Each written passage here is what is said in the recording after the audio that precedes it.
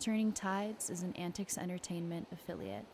You can find us on social media at the Turning Tides Podcast on YouTube, Facebook, Instagram, and Twitter. For more information or if you're interested in sponsoring the podcast, please email us at theturningtidespodcast@gmail.com. Warning, this episode contains depictions of war, death, injury, enslavement, and violence, and discusses mature themes. Hello, everyone. I'm Joseph Pascone. Welcome to Turning Tides. This episode is the second in a 5-part series on the Italian independence movement, or to which it is commonly referred, the Risorgimento.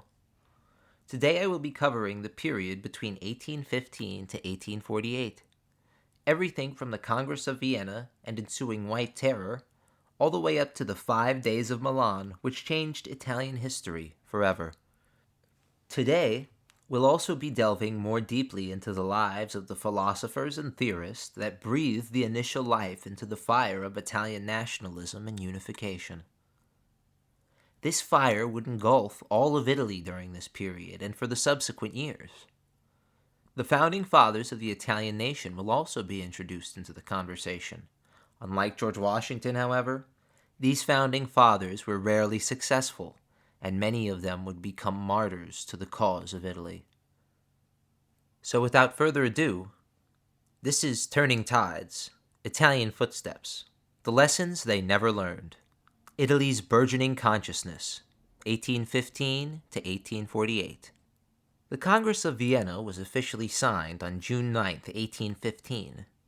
It was the single most extraordinary piece of diplomacy for its time, and it is still a benchmark for diplomacy today. Never in European history had the great powers sat down to talk until the threat of liberal democracy and Bonapartism was knocking at their door. The Congress of Vienna allowed all major European nations to agree on a return to the previously established order.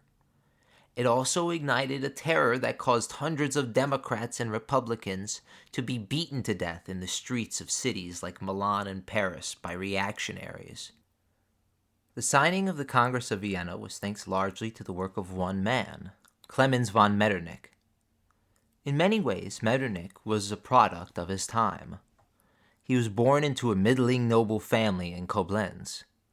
He spent his formative years learning French, and he was one of the most staunchly conservative thinkers of his time. Metternich believed principally in the traditional order of things, and in the stability that he believed the monarchy alone could provide. He believed that a monarch who had unhindered power, a strong church, and a powerful state apparatus could alone prevent the descent into chaos which many believed would occur if democracy were to take root in Europe. It's the opinion of many historians that if Metternich were even slightly more moderate, the violence that exploded in 1848 would not have been as intense or as far-reaching. Thanks to Metternich, along with conservative leaders worldwide, the year 1848 was one of the most uproarious in recent history. Previously, there had never been such a spontaneous and violent wave of protests and rebellions in Europe, and it wouldn't occur again on such a large scale until the collapse of the Soviet Union in 1989. For many conservative leaders, the work done in the Congress of Vienna would eventually lead to the unraveling of their regime, only 2 generations after the supposed return to normalcy. In truth, however, the year 1848 was a culmination of decades of violence and turbulence. This violence occurred mainly within the geographic expression of Italy, but it also spread throughout France, the lowlands, and Greece. Since the defeat of Napoleon, Italy had changed a lot, and yet in many ways it hadn't changed at all. In 1815, following the signing of the Congress of Vienna, Italy was returned to a hodgepodge of various political states. The most politically powerful of these was the Kingdom of Sardinia-Piedmont, which was under the control of the absolute monarch Victor Emmanuel I. His realm was expanded in the treaty to include Genoa. This was the only country in Italy that could claim its leadership was truly Italian. the House of Savoy was an institution in Italy for nearly 1,000 years. All the other countries of the peninsula were controlled by foreign kings and dukes. The Kingdom of the Two Sicilies, which was under the command of the Bourbon king Ferdinand I, was the second most powerful, as well as the largest geographically. King Ferdinand I ruled with a despotic fist and taught his children to do the same. The Papal States were ruled by the Pope, Pius VIII, along with thousands of foreign French and Austrian troops, who kept the Pope's subjects in line. The next largest state, and the most liberal, was the Grand Dukedom of Tuscany, ruled by the Austrian royal Ferdinand III. The rest of the smaller states and dukedoms were run by lesser members of the Austrian royal family. Venice and its surrounding countryside, Veneto, and Milan, with its surrounding countryside, Lombardy, belonged directly to the Austrian Habsburg Empire. These were considered gems in the crown of Austria, as both were incredibly fertile and economically prosperous. For example, the regions of Lombardy and Veneto made up only 1/6 of the Habsburg Empire's population, but these regions provided a full third of all the tax revenue for the empire. Austria's occupation of these regions afforded them complete control of the Italian peninsula, and it provided the military bases which could relieve the central Italian dukes if necessary. Austria, even with its imperial rule, censorship, and reactionary tactics, was still one of the most moderate nations of the time. They practiced a fair tax system and let Italians form their own local governments and councils. Milan and Venice had advanced infrastructure, industry, and medical practices, as well as the highest literacy rate of the entire peninsula. However, Austria's repression and their violent means to an end often castigated them as the villain. In any Italian uprising, and especially in the rebellions I will talk about today, the Austrian professional army was always a decisive factor. The Austrian army had long prided itself as one of the best, if not the best, in all of Europe. It could call on a standing peacetime army of over 70,000 men in Veneto, Lombardy alone. Nearly 40% of the state's budget went to funding and keeping intact the most multi-ethnic armed forces the world had seen to that point. Not to be outdone, the rulers of Italy helped in the rooting out of liberal democracy. King Victor Emmanuel I reinstated noble and clerical land privileges, and likewise abolished the civil codes of Napoleon. In the Papal States, Pope Pius VIII reinitiated the Inquisition, as well as the conservative order of Jesuit priests. He also reinstituted the ghettos created for Jewish people and Protestants, locking their doors shut every night. Meanwhile, in the Two Sicilies, Ferdinand rescinded the Sicilian Constitution of 1812 and blocked free trade, which devastated the island of Sicily's agriculturally based economy. Only in the Grand Duchy of Tuscany could you see anything close to a modern liberal state. However, only about 5% of the Tuscan population had the ability to vote. This was happening all while hundreds of alleged Republicans, Jacobins, and Patriots were killed in streets across Europe in the White Terror of 1815. These were just some of the factors that often forced early Italian patriots into the new political underground, and especially secret societies. The Carbonari and the Freemasons were early melting pots for Italian patriots. The membership of these societies almost always included Napoleonic veterans, usually former officers, as well as disgruntled Southern Italians. A well-known member of the Carbonari was Felipe Buonarroti, a writer and political essayist whose work contributed heavily to Marxian writings. He was principally a proto-utopian socialist and spent his days in France trying to bring back the French Republic.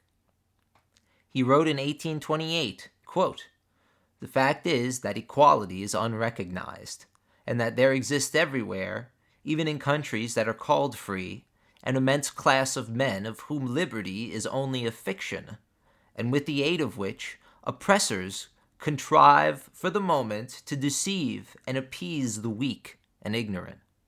Unquote. These ideas, shared by a new generation of would-be Italian patriots and martyrs, sent a collective chill down the spine of Europe's leaders. The Congress of Vienna would be the first of many steps to crush Jacobinism. Clearly, more impediments to free thought and movement were needed. Austria would support Italy's absolute rulers.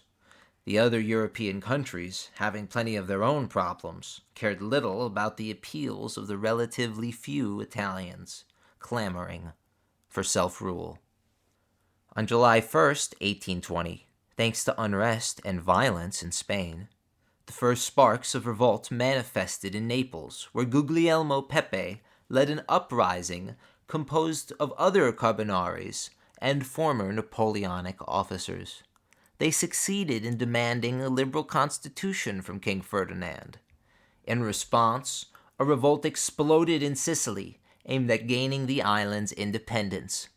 Another revolt of a similar style erupted in March of 1821, this time in Piedmont.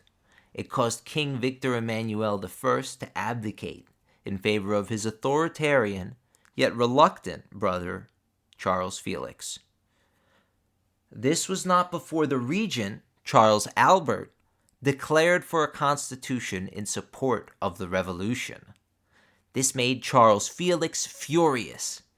He believed that the abdication of Victor Emmanuel was made under the threat of violence and was therefore invalid. He called on the international community to step in and put an end to the threats against the Savoyard crown and family. And so, only 5 years after the crushing of Napoleon, two of the most powerful countries in Italy were on their way toward, at best, a constitutional monarchy and at worst, a complete liberal democracy, or at least that's how Europe's leaders saw it. The so-called quote-unquote Holy Alliance of Russia, Prussia, and Austria were determined to put an end to this nascent rebellion. The Austrians, taking the lead, quickly crushed the rebels in Naples while dispatching the uprising in Piedmont. While in Sicily, the rebels were eventually suppressed by Bourbon troops. To make matters worse, the Pope condemned and excommunicated every member of the Carbonari, and many of its leaders were executed, Pepe being exiled. To quote Alexander Dumas, "Every new faith, religious or political, which is to have apostles and zealous disciples, first requires martyrs," unquote. And martyrs there were. In Piedmont alone, 178 people were tried by the military, of which some 73 were executed, while the rest were thrown into prison or forced to work in the galleys. Although it was crushed, this uprising showed all of Europe that Italy would not take authoritarianism and colonization lying down. These revolts also helped show a young man named Giuseppe Mazzini that Italians had an entire world to gain, not just for themselves, but for all of Europe and for all peoples, the world of liberty. Born on June 22, 1805, in Genoa, Giuseppe Mazzini was one of the greatest rabble-rousers in history. He was infinitely more successful in his lifetime than Marx or Bakunin. He was born to a Jacobin university professor and a devout Catholic mother. Excelling at school, he entered the University of Genoa at 14 and graduated in 1826. Always interested in politics and Italian liberation, Mazzini was a voracious writer and a reader of Rousseau and Byron. A year after graduating, he wrote his first essay on Italian patriotism, and later that same year, he was inducted into the ranks of the Carbonari. This began Mazzini's lifelong career as an agitator. Unfortunately, monetary and legal troubles would soon follow. In fact, most of his housing and basic needs were covered exclusively by his parents for nearly his entire life. His politics were as complicated as the man himself. He was a devout Catholic, but also an intense progressive. He decried nationalism, but considered himself an ardent patriot. He also was one of the main arbiters of Italian unification, and using his gravitas, he convinced another person to join him who would soon follow his example. His name was Giuseppe Garibaldi, and in the decades to follow, he and Mazzini would become the eternal boogeyman of Europe's authoritarian leaders. Born in July 1807, Giuseppe Garibaldi was a lifelong freedom fighter. He hailed from the city of Nice, which then belonged to the French Empire under Napoleon. His father was a sailor. This attributed to Garibaldi's love of the sea and his immense capabilities as a seaman and swimmer. His mother was often beside herself with worry as news of his adventures reached home, often following a death sentence or a wanted poster. This was thanks to the inherent rebel inside Garibaldi. He is known to have visited every continent on Earth, save Antarctica. His time on the planet was spent trying to improve the lives of the people around him, and he fought for the principles he professed. Time only made him more radical, as he started his career as a privateer, then a monarchist, and ended it as a revolutionary member of the extreme left political party. But that is in the story to come. For now, Garibaldi had received his first commission on a ship bound for the present-day Ukrainian port of Odessa. It was during these initial sea voyages that Garibaldi first became acquainted with radical politics and Italian liberation from sailors he worked alongside. Garibaldi relates this meeting well in his autobiography. Quote, "The man who makes himself a cosmopolite and offers his sword and his blood to every people struggling against tyranny is more than a soldier. He is a hero." Unquote. So, Garibaldi set out to become a hero, not just for Italians, but for the enslaved peoples of Brazil, France, America, and Uruguay. Geopolitical relationships were tense at the time as well. A new revolution in France in July of 1830 toppled the ultra-conservative regime of Charles X and brought Louis Philippe to the throne, making France a constitutional monarchy. This sparked revolts on various scales in support of constitutionalism throughout Europe, and in Italy in particular. After the July Revolution in France, Metternich proclaimed that his life's work was a failure. So it was that as 1830 ticked over into 1831, revolts spread in Parma, Modena, and especially throughout the Papal States. The leader of the revolt in Modena was a local merchant named Ciro Menotti. Duke Francis IV of Modena supported these revolts at first, hoping to be rewarded with the title of king of a central Italian state. But after realizing the movement was beyond his control, he fled Modena for Austria, where he called for assistance from the empire. This rebellion rapidly expanded, and within a month, the rebels could claim nearly all the Papal States and the city of Modena. But the leaders of the various Carbonari revolts refused to support one another, and the situation quickly devolved into infighting among the Republicans. The Austrians had now arrived to save the day, and quickly dismantled the rebellion and hung the 42-year-old Menotti. These revolts achieved very little. In fact, they intensified Austrian reaction, and led them to use a more direct hand in controlling their Italian dukes. It did, however, show the weakness of the Carbonari, who were unable to organize and direct a revolution. It also showed the weak political will of the Papal States and the other central Italian duchies. They showed themselves to be little more than Austrian puppets, heavily reliant on their troops to maintain order. In Piedmont, Charles Felix died. The crown passed to his kin and former regent, Charles Albert. Mazzini petitioned this new king for a liberal constitution and asked him to take up the mantle of Italian unification. Upon realizing that the king would not acquiesce to his demands, Mazzini took matters into his own hands and created the Young Italy movement. Young Italy was a left-wing political movement whose slogan was Union, Strength, and Liberty. Young Italy was different from Carbonarism and other secret societies. Mazzini did not want to focus on scheming and secrecy, but rather propaganda and agitation. He wanted the cause of Italian liberty to be known to all, and he wanted Italy to be a single unified country. It's easy to see why Mazzini's personal slogan was Pensiero ed Azione, or Thought and Action. Mazzini was a deeply religious man as well, believing in God's love for all humanity and the Christian mission to quote-unquote civilize. The book, The Risorgimento and the Unification of Italy, states it well. Quote, "Against the moderates, he was a Republican, not monarchical. Unitarian, not federalist. Revolutionary, not constitutionalist. Against the radicals, he was not a socialist, though he supported industrial cooperation.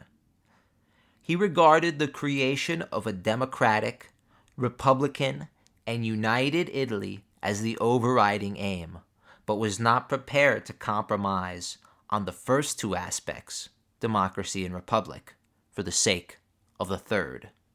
Unquote. With Mazzini at the helm of this new revolutionary movement, its membership exploded. By 1833, it had swelled to some 60,000 party members. So far-reaching were Young Italy's ideals that similar organizations sprang up all over the world. There was a Young Germany, a Young Uruguay, and a Young Poland, while in Austria, membership in such a party was punishable by death. This party idea would eventually find its way to the Ottoman Empire, where the Young Turks would come to seize power on similar principles. Meanwhile, the Italian peninsula of the 1830s had gone from aggressive to downright reactionary.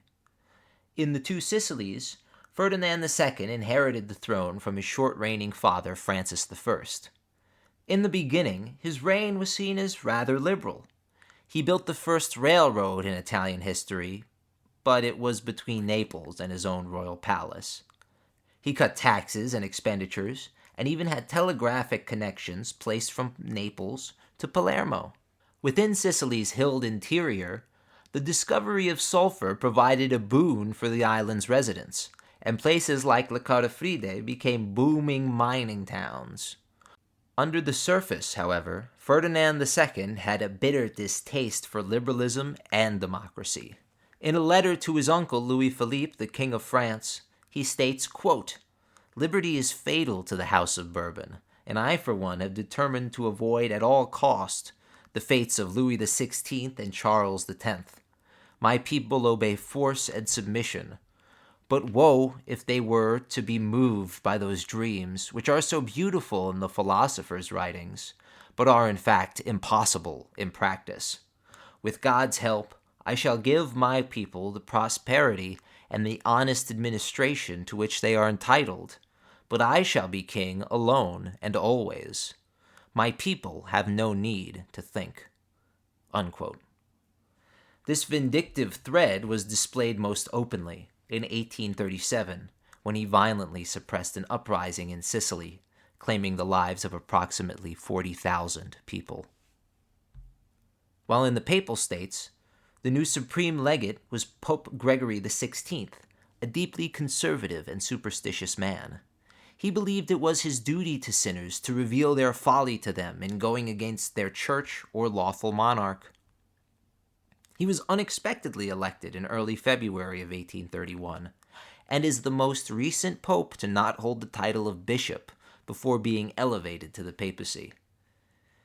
He was most known for his opposition to the slave trade, which he recorded in a papal decree called In Supremo Apostolates. Alongside this decree, he also made railroads illegal in the Papal States, referring to them as Camis de Enfer, or the road to hell. He was, likewise, against the use of gas lighting, arguing that allowing such modern technology into the Papal States would increase bourgeoisie power, and in turn their demands for liberal constitutionalism. Pope Gregory XVI could be described as draconian in his governing. Throughout his term as pontiff, he crushed several central Italian revolts with extreme prejudice, and he spent most of the Papal States' budget on defensive works and employing several theologians and scholars in his court full-time. 1833 saw the first major setback for the Young Italy Party. A plot to overthrow Charles Albert was discovered, and many conspirators were killed or thrown in prison. Another uprising was planned by Mazzini and scheduled for late October 1833. It did not commence until January of 1834, thanks to inept organization by the 1,000 insurgent Italians. The insurgents, who were making their way from camps located outside of Geneva, Switzerland, were to invade Piedmont and capture the town of St. Julien, where they would attempt to rouse the populace into revolt. However, the Swiss government, wishing to avoid a diplomatic incident, arrested half of the invading force as they were in transit. The other column passed through several Piedmont villages. The tricolor unfurled for all the villagers to see, and the insurgents, expecting to be met with cheers and recruits, were instead met with indifference, if not outright disdain. The dirt roads and below freezing temperature caused many of the men to become disheartened and fatigued. Garibaldi deemed Mazzini, quote, half dead with fever, unquote. The general, Romerino, was rather incompetent by all accounts. Garibaldi relates another story of Mazzini during this campaign, where after weeks of useless marching, the feverish and slender Mazzini lost his temper with General Romerino. He said, quote, "It is not by this road that we can hope to meet the enemy. We ought to go where we can be put to the test. If victory is impossible, let us at least prove that, like Italians, we know how to die." Unquote. The general is said to have replied, quote, "I should consider it a crime to needlessly expose the flower of the Italian youth." Unquote. To this, Mazzini coolly retorted, quote, "There is no religion without its martyrs. Let us found ours, even if it be by our blood." Unquote. At this, the sound of musketry was supposedly heard in the distance, and as Mazzini reached for his rifle to face the enemy, he collapsed, senseless, only to awaken Switzerland. Romerino, terrified and faltering, had called a retreat. The uprising had failed spectacularly. With this failed uprising, reprisals were handed down from Piedmont authorities. In absentia, both Mazzini and Garibaldi were tried and found guilty of treason. They were dead men if the authorities ever caught up with them. Mazzini departed at once for Paris, and after being detained by French authorities, he finally found his way to Britain. There he had many acquaintances who would push for the Italian cause. Garibaldi escaped first to Marseilles, then across the world to Uruguay, where there was a small but vibrant immigrant Italian community. He then traveled to the newly formed Republic of the Rio Grande, which is located in present-day southern Brazil, to join the fledgling republic in their fight for independence against imperial rule. This conflict is famously called the Ragamuffin War, in honor of the uniform worn by the Republican fighters. Here, Garibaldi would meet his wife and the mother of 4 of his children, Anita Garibaldi. Meanwhile, young Italy was undeniably reeling. Their leader Mazzini was outcast from his own country, and many members had already been arrested or executed.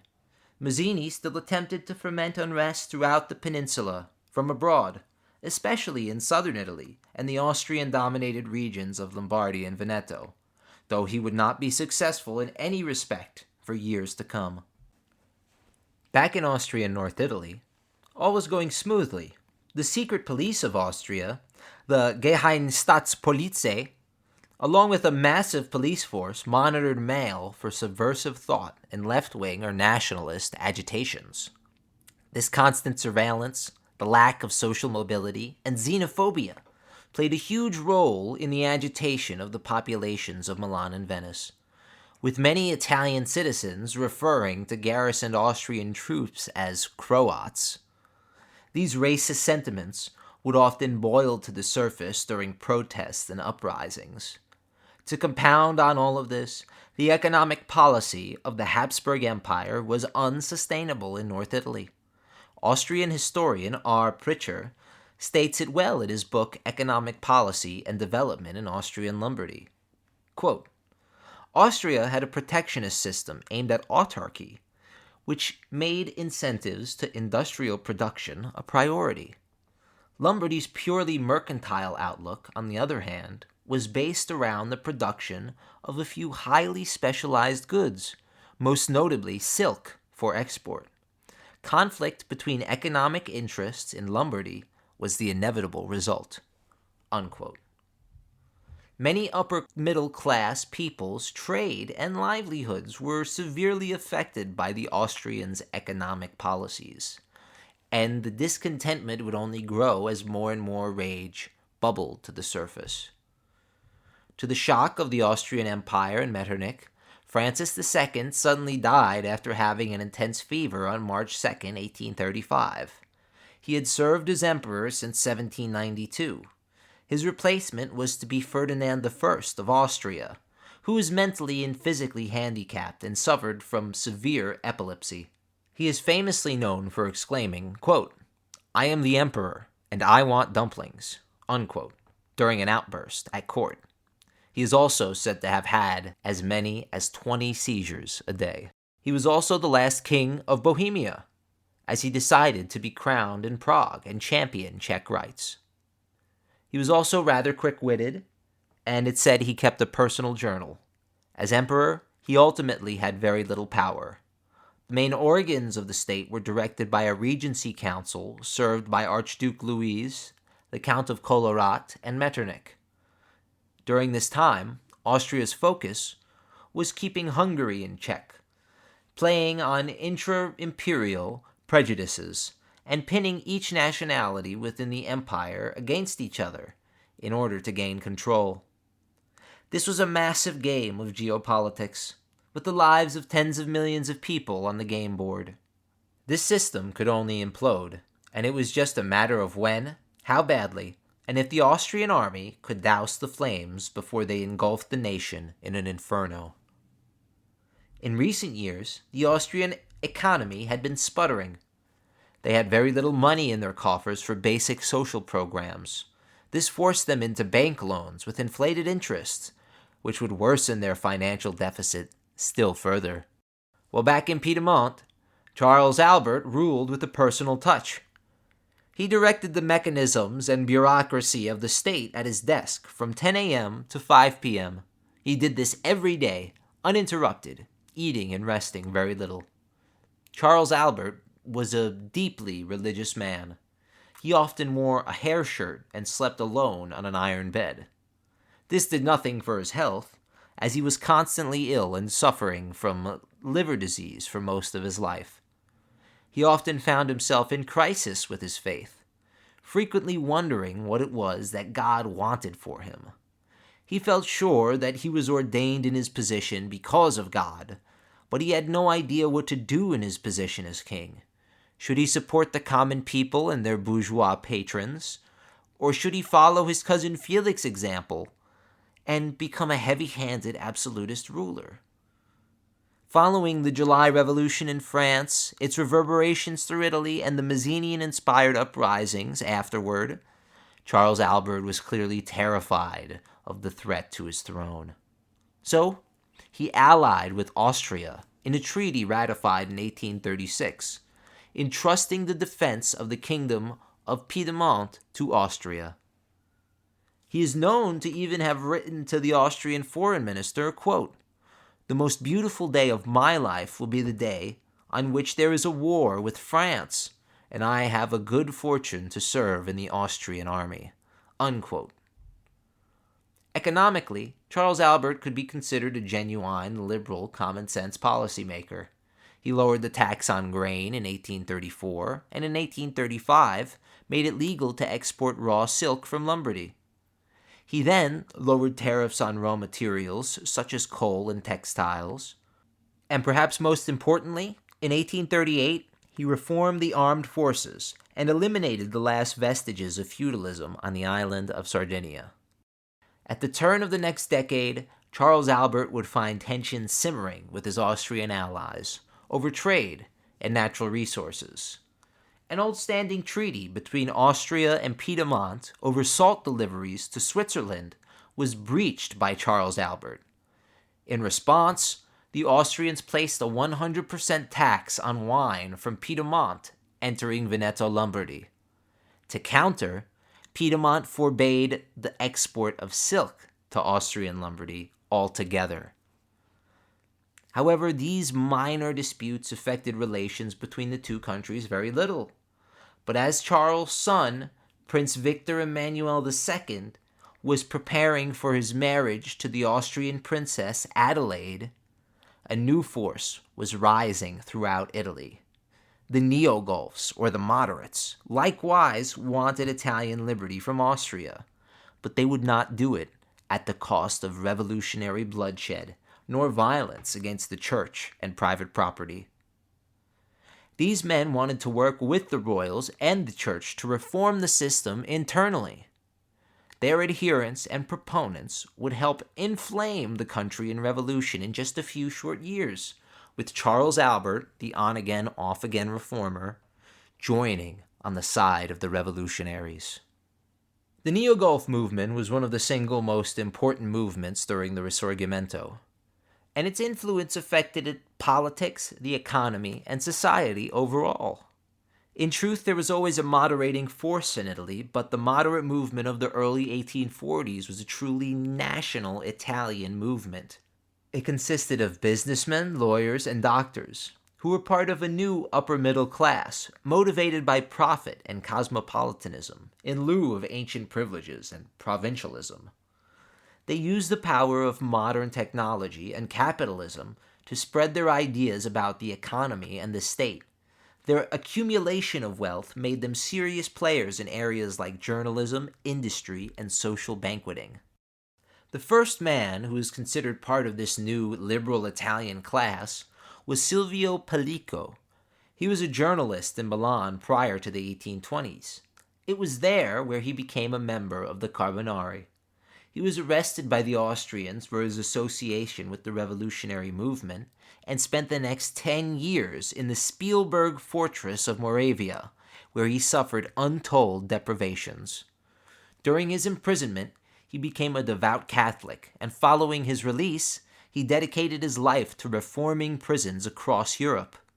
In 1832, he published his seminal work, Mi Prigioni, or My Prisons. It was a heart-wrenching story of isolation, pain, and eventual forgiveness. The book made a point not to mention politics and instead spoke of Christian forgiveness and the goodness inside all people. In the following excerpt, Silvio is attempting to send a message to a dear friend who is being held in the same prison, and the messenger, an old man, is discovered with it. Quote, "He had the bad luck of being spied on, searched, caught, and if I am not mistaken, beaten. I heard loud screams that sounded like the old man, and I never saw him again. In vain I asked the keepers and the guards. They would shake their heads and say, 'You have paid dearly for him.'" Unquote. Even though Pellico made a point to praise his captors, his bestseller further inflamed public opinion surrounding Austria's vindictive and brutal system. The next wave of liberal thinkers would not come until the early 1840s, with the main contributor being Vincenzo Gioberti. Gioberti was a classical liberal who was the first to put forward a political program of substance for Italy's many religious moderates. Gioberti's main contribution is the book Of the Moral and Civil Primacy of the Italians. It was a chauvinist diatribe on the inherent qualities of Italians and of the Roman Catholic Church. Gioberti argued that Italy was destined to take its place as a quote-unquote civilizing nation, just as the Romans had quote-unquote civilized the Gauls and Celts. It also called for a federal Italian state with the Pope as de facto president. This support given to the Pope to become the leader of Italy is where the term Neo-Guelph comes from. It refers to a medieval Catholic political party that supported the Pope in his right for authority in appointing bishops in the Holy Roman Empire. The book entitled Primato sold an estimated 80,000 copies. Comparatively, Mazzini's best-selling work sold as few as 4,000 copies. The force of neo-Gulfism was clearly a very powerful one. It was an attractive alternative to many conservative Catholic leaders who wished to progress society using laissez-faire tactics while upholding the ancient regime and religion. The next wave of liberal thinkers would approach the question of Italy with a Piedmont tilt. The first was Cesare Balbo. His book, Of the Hopes of Italy, criticized the Neo-Gulf movement and its chauvinist connotations, while supporting Catholicism and Piedmont. He also advocated for the removal of Austrians from Italy, a very dangerous idea for the time. However, the book was widely praised for its emphasis on foreign policy and its focus on the balance of power in Europe during the early 1840s. The second of these writers is our old friend Massimo D'Azeglio, who wrote Of Recent Events in the Romagna in 1846. It was a book focused mainly on the Papal States' reactionary and miserable government, as well as their woeful mismanagement of their central Italian provinces. The book was highly critical of Pope Gregory's iron grip on policymaking. D'Azeglio was also from Piedmont. Strange that both he and Balbo's books were banned in Charles Albert's domain for several years. They only enjoyed publication in Tuscany, where the Grand Duke was lax about censorship. Throughout the mid-1830s and up until the springtime of Peoples in 1848, censorship became more and more lax throughout the Italian peninsula. This fact led to the flourishing of pan-Italian national movements, especially in the Duchy of Tuscany. There, in the city of Florence, publishing and writing exploded, which in turn proliferated the language of Dante to a new Italian readership. And although the new audience was small, they were powerful and affluent. Moderate reformers attempted to improve the agricultural output of the Italian countryside as well. This period brought about the first cheese farms in Gorgonzola, as well as the first Chianti vineyards. Imagine a Sauvignon Blanc with a side of fava beans? Ew! In 1839, one of the most famous political journals from this period, Il Politecnico, was founded by Carlo Cattaneo, who will play a major part in the story to come. Cattaneo gave another voice to the left of Italy. He was a Republican, but he believed Italy could be more effectively run as a federal system in which every region had local autonomy and its own government. A United States of Italy. With these new ideas spreading and liberalism encroaching, Charles Albert finally folded. He gradually allowed the formation of several gentlemen clubs of science, literature, and agriculture. However, it wasn't until 1847 when he allowed a truly Italian political newspaper. This paper was called Risorgimento, and it would not be possible without the help of Camillo Benso, or as he was most well known, the Count of Cavour. This period between the late 1830s and the early 1840s brought about a national surge of Italian culture, language, and philosophy. However, it's important to understand that the majority of political and cultural figures during this period were North Italian, usually hailing from Piedmont. In fact, Gioberti, Balbo, D'Azeglio, and Cavour would all eventually hold the title of Prime Minister in Piedmont. Mazzini and Garibaldi were both from Piedmont as well. The representation of Southern Italian and Sicilian thinkers was extraordinarily lacking. Perhaps it was due to the backward and repressive tactics used by the Bourbon state, or Italy's own internal prejudices. The South, even to this day, is behind the North in almost all respects save crime rate and illiteracy. This is partly due to the geopolitical climate throughout history, as are most divisions in countries like Italy. The south of Italy never became a part of the Holy Roman Empire, and it was always considered to be on the outskirts of quote-unquote civilized Europe, with most Italians north of Rome falling under the HRE's sway. A string of cohesive states formed within the north of Italy that was not solely subservient to the papacy. In addition, the immense wealth enjoyed by Venice, Genoa, and other merchant republics allowed northern Italy to remain an important trade hub, importing culture and ideas from across the Eurasian world. This divide between North and South was apparent to all, and the subjugation of the South of Italy by their northern siblings is still a sore spot for many Italians.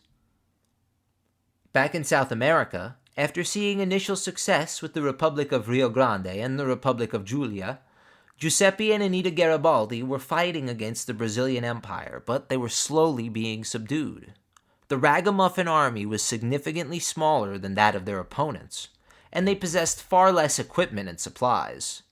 Their fight for the abolition of slavery and the survival of the Republic was over. The Garibaldis escaped at the front of a pack of ox, which Giuseppe Garibaldi intended to sell to pay for the basic needs of his wife and his new child, Dominic Menotti, who was named after the 1830 Modenese revolutionary. The child miraculously survived the trek through the rainforest and several large rivers, despite being a newborn in the cold in the dead of winter. The small Garibaldi family found its way to Montevideo in the newly proclaimed Uruguayan Republic. Garibaldi offered his services to the Republican Colorado Party in their war for the soul of their nation against the reactionary Blancos and their allies. It was here that Garibaldi met André Aguilar, a former enslaved person who took up arms against his enslavers. Aguilar would travel with Garibaldi at his side as aide-de-camp and lieutenant for the rest of his life. Garibaldi would also become inducted into the ranks of the Freemasons in 1844. It would go to shape his worldview. He would see it as an internationalist movement of like-minded liberals. In Uruguay, he took charge of the small local navy and raised the Italian Legion, a group of volunteer Italian Uruguayans, more well known by their nickname, the Red Shirts, after the tattered red undershirt they wore to battle. Garibaldi would remain in Montevideo, defending it until the first rumors of liberal revolt and reform in Italy reached the South American shore in 1846. Upon hearing this, he, his wife Anita, his now 4 children, and 60 armed men left for Italy. The second half of the 1840s were characterized by some of the worst food and economic crises to have devastated Europe in centuries. In 1845, the Great Irish Potato Famine began and devastated the global food supply, being that potatoes were usually a reliable crop. In 1846, wheat production was equally seriously lacking. The daily lives of the citizens of Europe worsened as they saw an immense increase in their cost of living. In no time at all, the cities of Europe saw bread riots and general disorder. This was especially true in Austria and Lombardy and the Papal States, where the food shortages of 1845 and 1846 brought Milan to a near standstill. Inflation led to economic stagnation, which led to increased unemployment. In Galicia, local Polish nobles started a bourgeoisie rebellion and attempted to stir the local population into action to fight against their new Austrian overlords for their ancient Polish rights. Instead, the Ukrainian people, who the Polish attempted to sway to their cause, were distrusting of landlords and felt more kindred with the emperor and Austria.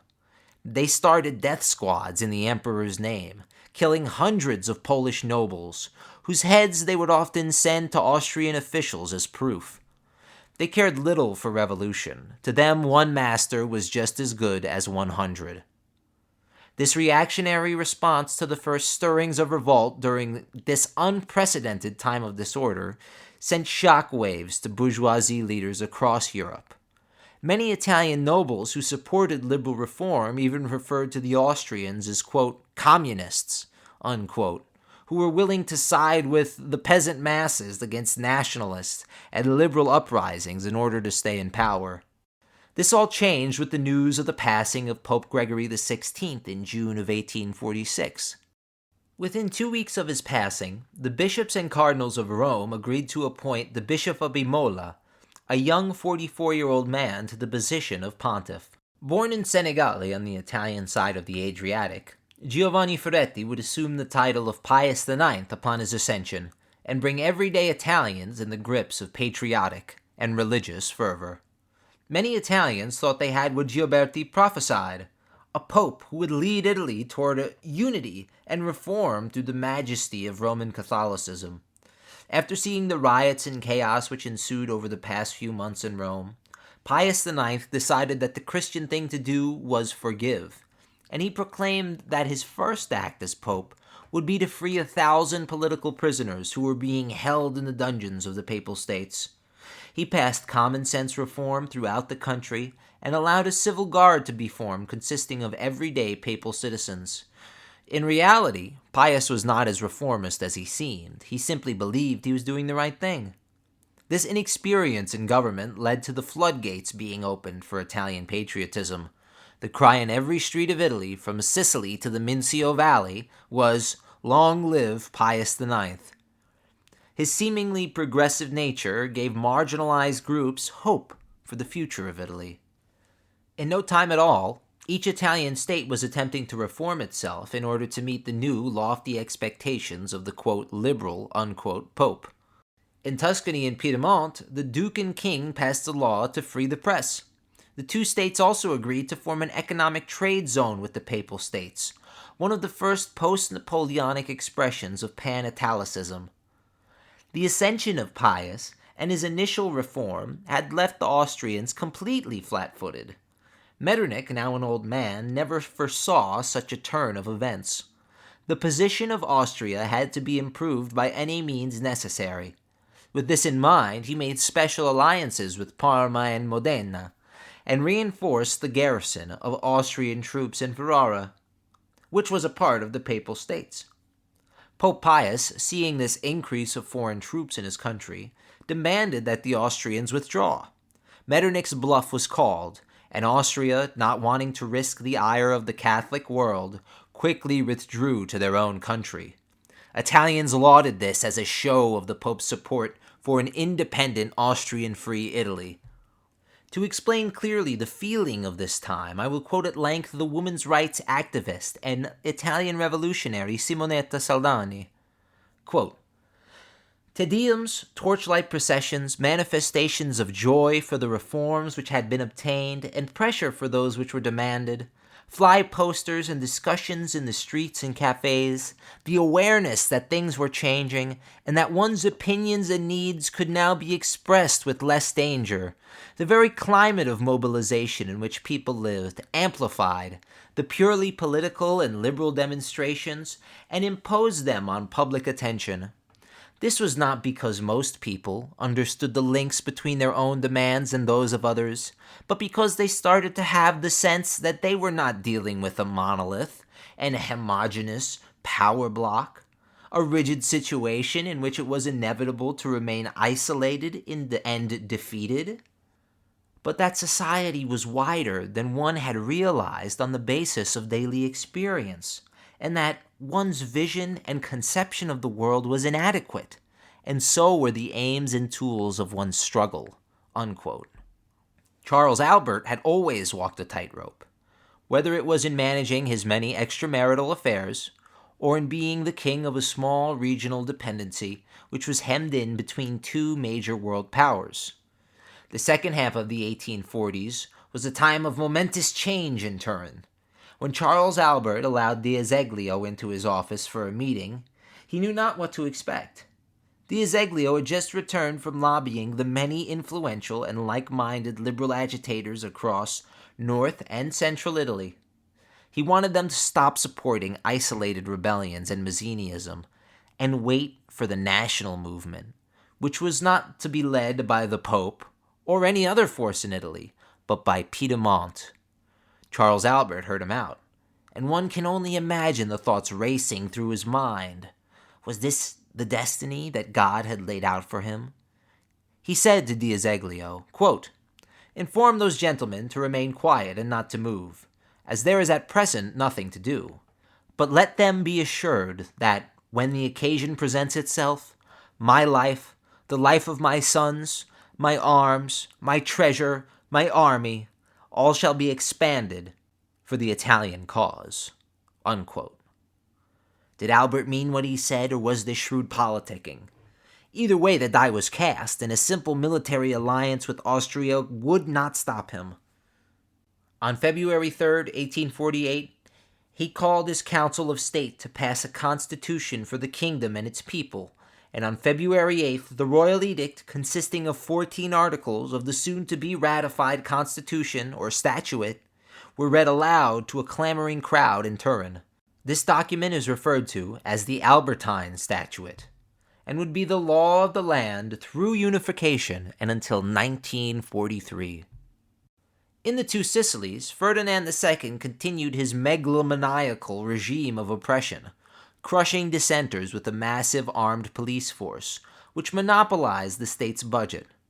Surveillance and mistrust were the established order, and for many years the population, Neapolitans and Sicilians especially, bore it with increasing fury. There were revolts in support of reform in Calabria, which required a massive military operation to disperse in 1844. The more Ferdinand cracked down on his citizens' rights, the more they found his rule illegitimate. He could not understand this. When finally the first uprising of 1848 exploded in Palermo, every social class united to expel the Bourbons from the city and demand a constitution protecting their rights. Sicilians began forming armed bands to defend themselves from the expected Bourbon or Austrian invasion.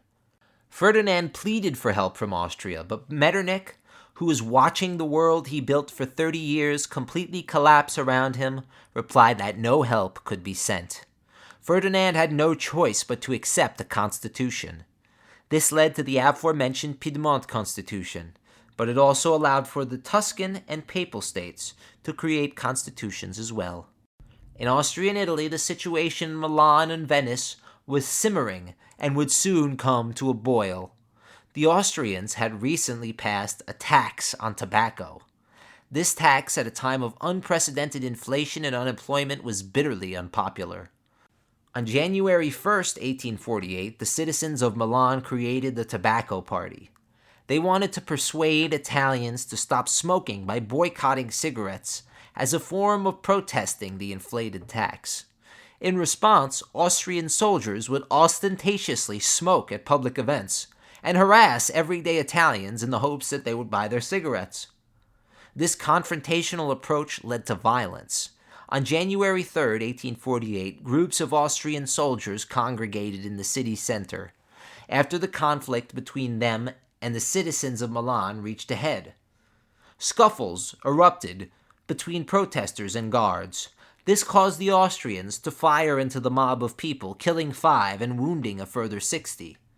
This gave the revolutionaries their rallying cry, and after hearing the news that France had proclaimed itself as a republic, the public opinion was only further inflamed. The city's marshal, Joseph Radetzky, called the troops to barracks for 5 days in the hopes of calming the mood of the population. In the ensuing days, the people of Milan hung Papal and Piedmont flags in support of secession and Austrian removal. Such a tinderbox was the city that martial law was declared, and curfews were put into place. Tensions would only increase as news from across Europe funneled into the city. In Vienna, the people had risen up and kicked out the royal government. Metternich fled to Great Britain. Upon hearing of the revolution, Emperor Ferdinand I is supposed to have asked Metternich if the revolutionaries were, quote, allowed to do that, unquote. Prince Felix had to convince the emperor of the need for abdication in favor of his nephew, Franz Joseph, but that would not occur until December of 1848. In Ferdinand's diary, he is said to have written of the event, quote, the affair ended with the new emperor kneeling before his old emperor and lord, that is to say, me, and asking my blessing, which I gave him. Then I embraced him and kissed our new master. Afterwards, I and my wife heard Holy Mass. After that, I and my dear wife packed our bags. Unquote. Ferdinand endured a tragic existence. His counselors, who would regale him as Ferdinand the Good in court, often spoke ill of him behind his back, calling him the Finished or the Benign. To many, the Finished seemed to be an apt name for the entire Austrian Habsburg Empire. there were full-on revolutions in Vienna, Budapest, Prague, and especially North Italy.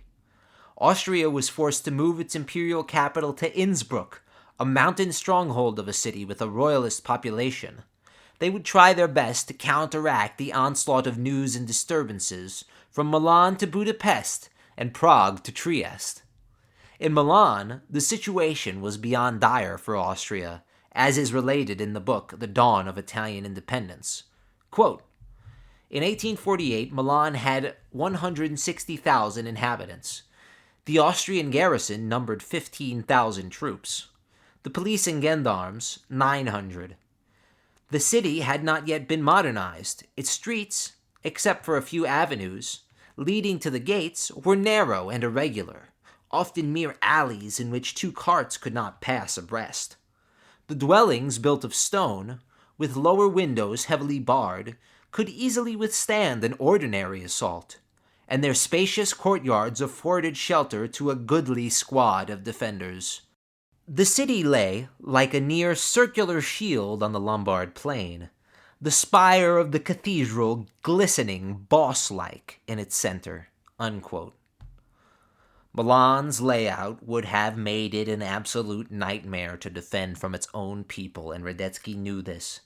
The cathedral, which sat at the highest point in Milan, could not be occupied by artillery, and the soldiers' barracks were located outside of the city itself. This made it even harder to reinforce isolated squads. To make matters worse, about 1/3 of the troops under Radetzky's command were Italian. When the time came, would they seriously be expected to follow orders to shoot their friends, family, and neighbors? On the morning of March 18th, more news from Vienna spread to the already agitated populace, and the order was given for soldiers to remain inside for the day, as proclamations of the new Viennese Republic were read aloud in the streets. Close to the cathedral, a 17-year-old cadet corporal recounts his experience of that consequential day. Quote, the night had passed without special incident, and the morning began quietly, although 18 March had been designated as the start of the revolt. However, as soon as the hour came when the shops used to open, people came running past the post and put posters with big letters on the street corners. Huge crowds collected around every single poster. Suddenly, the crowd was running around chaotically and with a great noise. Doors and windows were slammed shut. I had to expect the revolutionary spirit to explode at any minute, and I admit that the burden of the responsibility resting on my shoulders nearly overwhelmed me. However, I was relieved of my dangerous post by an old corporal of my company. He did not foresee that he had but a few hours to live. Unquote. In no time at all, a relatively peaceful congregation grew incredibly agitated and began to march on the mayor's palace. The mayor of Milan, Casati, saw very quickly that he had to either join the rebellion or be considered a traitor by the mob. He chose the former to save his own skin. He was carried on the shoulder of armed, cheering protesters who marched toward the governor's palace with the Italian tricolor waving in the breeze. A small detachment of 12 Austrian soldiers attempted to hold back the crowd, and in the ensuing fight, 10 of the 12 Austrians would be killed. At the governor's palace, an angry group of armed Republicans made their demands. They forced Governor O'Donnell to agree to the formation of a Lombard National Guard, and to abolish the Austrian police force, which would from now on be supplanted with native Italians. O'Donnell signed the document out of fear, even though he had no authority to grant the crowd's wishes. O'Donnell was then made a hostage of the revolutionaries, and as they marched back to City Hall, an Austrian patrol opened fire on them, which started a stampede. This forced Mayor Casati to regroup and take up headquarters at a local residence. Already barricades began to appear around the city in strategic locations, as the Austrian garrison was ordered to be in ready position in the hopes of ending the revolt before it began. The rain began to fall, as Radetzky ordered the retaking of City Hall from the rebel mobs. The attack that followed was one of savage, close-up fighting. The rebels were often armed with whatever weapons were on hand. This included clubs, knives, and even tiles from the ancient city's walkways. In fact, of all the defenders inside City Hall, only about 60 were armed with firearms. The leader was a 70-year-old local who kept up the fight for some 4 hours until they were forced to surrender along with 300 other insurgents. The Austrians hoped this brought about a swift end to the rebellion, but Casati, as well as the other Republican leaders, were not among the captured or dead. As the rain began to fall even harder, the first of the 5 days of Milan was over, and the citizens and soldiers returned to their beds for what was to be an eventful second day. Sunday, March 19th, was a bright and shining day. The citizens of Milan rang church bells throughout the day in the hopes of disrupting Austrian communications between isolated groups. This accompanied the cacophony of small arms fire. At 5 a.m., the order was given to occupy the roofs and scaffolds of the central cathedral, where Austrian Jaegers would be able to fire down on the rebels. This had devastating effects. As the day proceeded, more barricades were built, and the structures which were already built expanded significantly. This was a huge hindrance to Austrian troops. By the end of the fight, some 1,200 barricades would be erected.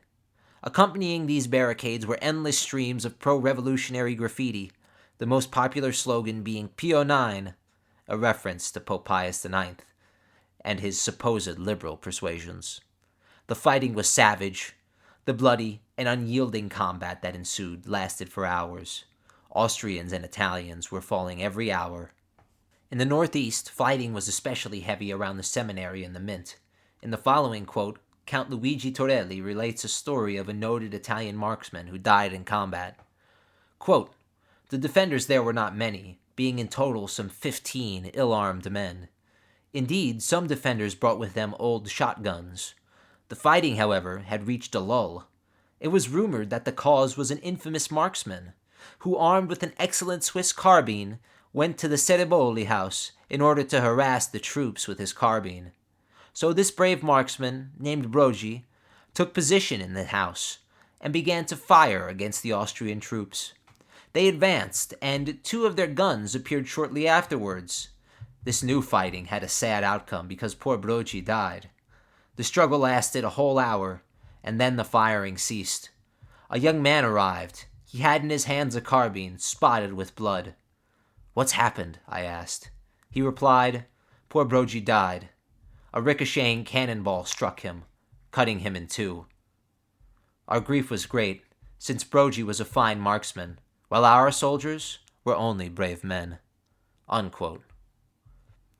Meanwhile, Carlo Cattaneo found his way into a position of leadership within the revolts, helping to politically organize the revolution. Radetzky saw the uselessness in trying to defend the city center and ordered a cordon be placed around it during the night. Though this was done solely to secure Radetzky's defensive perimeter, the population of Milan saw this as a clear sign that the tides were turning. March 20th was a murky, rainy day, and it would remain that way for its entirety. The leadership of the rebellion was now firmly in the hands of Cattaneo. He quickly called for a council of war to be formed, consisting of himself and 3 other notables in the city.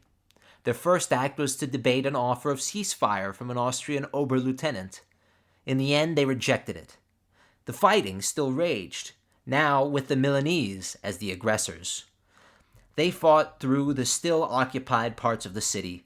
A particularly nasty engagement ensued near the police headquarters, where, after a last stand, the police chief surrendered. He was blamed for the deaths of January 3rd and was generally despised. His life was forfeit until Cattaneo stepped in and said, quote, should you kill him, you would do a just thing.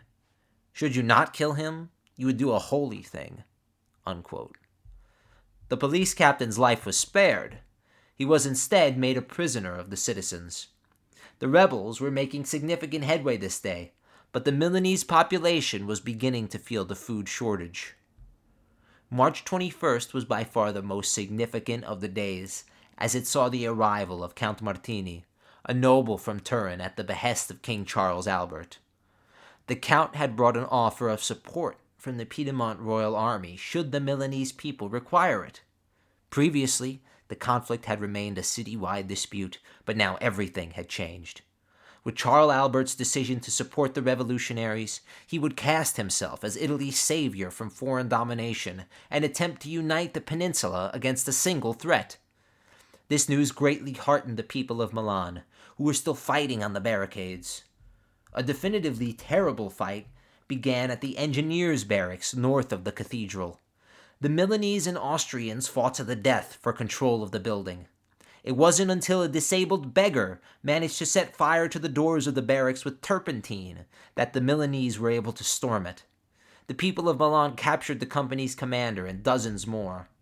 Likewise, the struggle for the gatehouses continued in the north and east. Each hour the insurgents gained more and more ground. Finally, as Radetzky was reeling, he asked for another ceasefire, which was rejected immediately.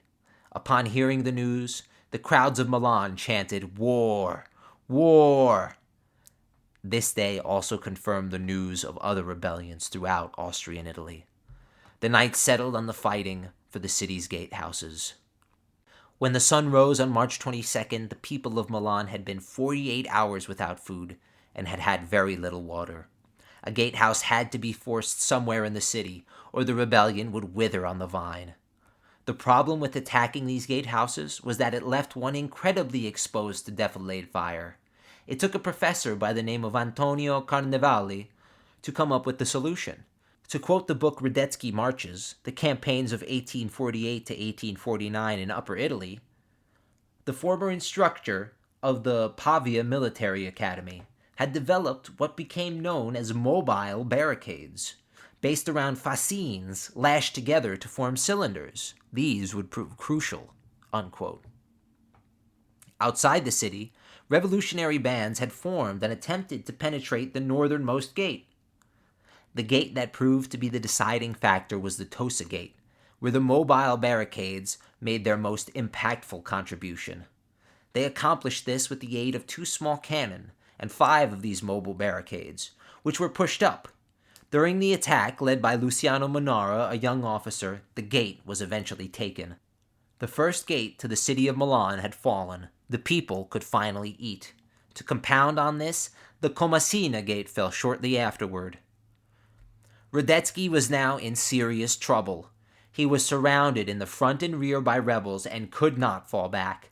He had to retake the lost gatehouses and stabilize his tenuous position. His attack succeeded, but it was difficult and came at a great cost to his troops. After this, a council of war was called. Radetzky knew Piedmont would join, and at that point, it would only be a matter of time before the city was liberated. It was with this consideration that Radetzky ordered a retreat in the night.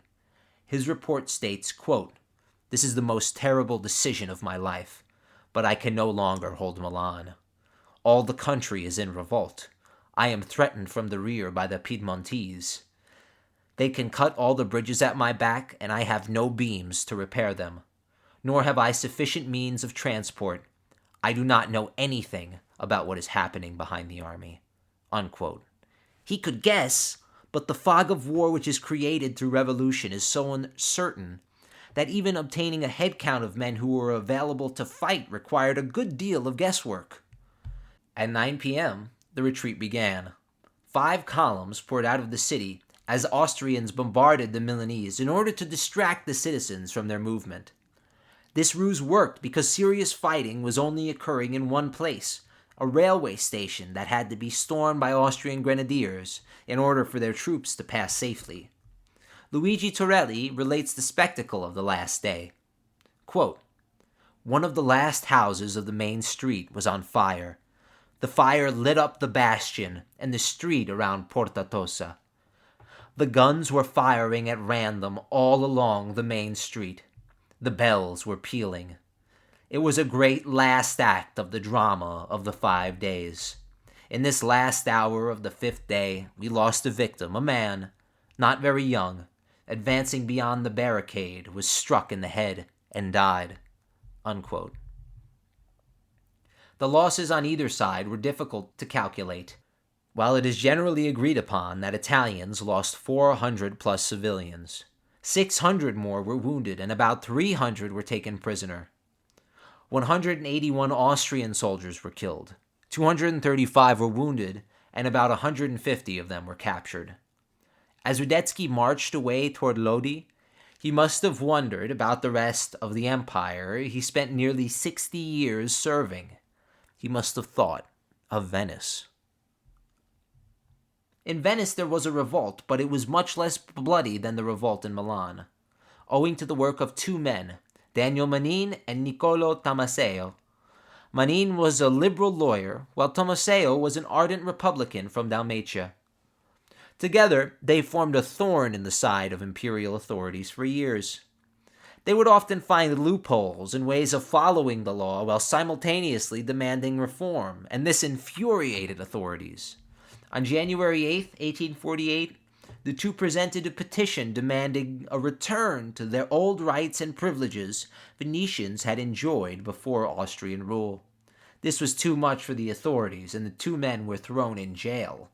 When a court ordered their release, the police captain simply refused to do so and kept them interned. This act further enraged Venetians, who sought redress from their Hungarian mayor. He had little to give the crowd in the way of promises. Meanwhile, the imperial garrison, composed of only 7,000 soldiers, pleaded for more men to deal with the impending social unrest, and the Austrian navy, which was composed almost solely of native Italians, had to have a serious talk about the direction in which it would swing. With the news of the uprising in Vienna came the true beginnings of agitation. The citizens rapidly spread the word throughout the streets and waterways. Massive crowds began congregating around the mayor's palace, calling for freedom for Manin and Tomaseo. The mayor pleaded with the crowd, reminding them that he had no authority to release prisoners of the state. The prisoner's 16-year-old son, Giorgio Manin, had no patience left for the mayor, and marched a group of armed men to the prison where his father was being held. Matters only escalated from there. Sensing the impending violent reactions of the crowd, the military governor pleaded with Manin to leave the prison with his son. Manin refused and said he would only leave when he was officially released. The governor acquiesced and officially released Manin and Tomaseo, who were carried out of the prison on the shoulders of the cheering crowd. Manin was now in control of the city. The crowds of Venice would kill for him if he asked, but that was not Manin's way. Instead, he returned home and concocted a way to complete the revolution with as little bloodshed as possible. In St. Mark's Square, scuffles erupted between soldiers and the leaderless Venetians, leading to several injuries and one person's death. In response to this violence, Manin demanded a civic guard be started with men from Venice serving in its ranks. On March 18th, another such confrontation erupted in St. Mark's, this time much more violently. 5 people were killed and many more were wounded when Austrian troops opened fire on a crowd of civilians. Venice was looking more and more like Milan. Manin knew he had to act quickly to prevent further bloodshed. The civic guard was finally allowed to patrol the streets, and they did more than either side in assuaging the violence. These guardsmen also began openly fraternizing with the Italians in the garrison. After several days of relative peace, Manin decided on the evening of March 21st to take full control of the city. The most strategic military points in the city were the aforementioned St. Mark's Square and the Arsenal, a huge naval shipyard. The revolution was planned for the next day. As March 22nd began, the rebels set their sights on the Arsenal. The superintendent, an extremely hated man, was told not to show up to work that day by the Italian admiral, lest there be violence against him. The superintendent arrived anyway, and after he surrendered to the crowd, was murdered. Manin now had an excuse. He arrived at the arsenal with 100 armed civic guardsmen. After storming the admiral's office, he demanded a tour of the facility. During Manin's tour, an Italian-Austrian infantry battalion was ordered to open fire on Venetian civic guardsmen who were blocking their way. Instead, the men wounded and captured their own Austrian officer. This also happened with another Italian-Austrian unit. Upon his return, Manin ordered weapons be distributed to the citizens. At St. Mark's, a group of 300 armed men approached a grenadier company, which was holding the square. In a lucky turn, these soldiers turned out to be Italian as well, and they also defected to the side of the rebels. Manin soon arrived at the square, tricolor flag unfurled and sword in hand. He declared the beginning of the Republic of Venice and called for Italian unity and fraternity. Manin had carried out a nearly bloodless revolution and was rewarded with control of an entire navy to boot, as there were 5,000 Italian soldiers and officers in the Austrian navy, and only 700 chose to remain loyal to the Imperials. On March 23rd, the pages of the Risorgimento were illuminated by the Count of Cavour's words. Quote, "The dynasty's finest hour has arrived. There are circumstances when it is audacious to be prudent, and when it is wiser to be bold than calculating." Unquote. The meaning was clear. Piedmont must fulfill their oath and ride to the defense of their Italian brothers. The next day, March 24th, Piedmont declared war on Austria. The cry in the streets of Turin was, quote, "What care we for allies? Italy will act by herself." Unquote. As the first detachments of the Piedmont army crossed into Lombardy, bound for Milan, the question of Charles Albert's motives for supporting the rebellion must be posed. If this were a cynical power grab, he would be risking everything, his crown, his name, and his country, for a state that hadn't existed for 1,500 years. Not many people would risk everything for something that the majority of humanity considered a pipe dream. Meanwhile, Radetzky and his army were in full retreat.